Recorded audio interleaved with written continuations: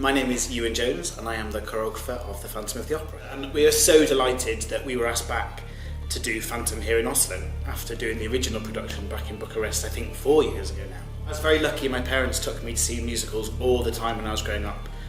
And I first saw Phantom when I was 7 years old. My aunt, Auntie Pat, had the Phantom watch where the arm goes round and the face comes in and out of light and dark.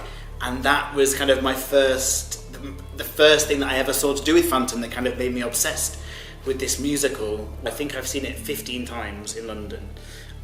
So it was kind of exciting to think, how can I do this differently? I think what Gillian Lynn did originally is just wonderful. And I knew we didn't want to take any of those ideas.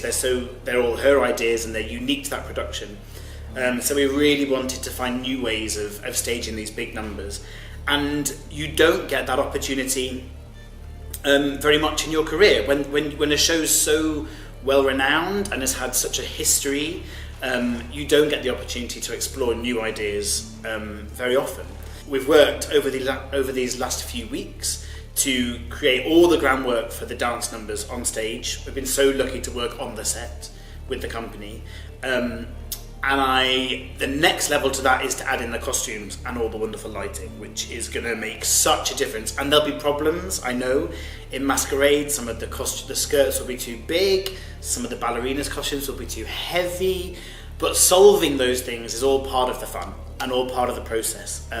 Me and Stephen sat down before we came out to Oslo and said, it needs something. There's a moment in the dressing room where we just need something in the background, because we've got this huge vast stage and this big set. So there's a new ballet that happens upstage, so behind, right at the back, very dimly lit, behind the dressing room, which I loved creating because it's not, the music isn't written for ballet, so you're listening to it and thinking, well, what is that? Oh, at that point there needs to be this, and at that point there's a switch of energy and a change of direction or a formation change or something. So that's completely new to this production. And I know that Howard will light it beautifully and the 6 ballerinas will dance it beautifully. So I think because that's going to be new and unique, I'm most excited about kind of realising that bit, and hopefully it will look as great as I think it will in my head.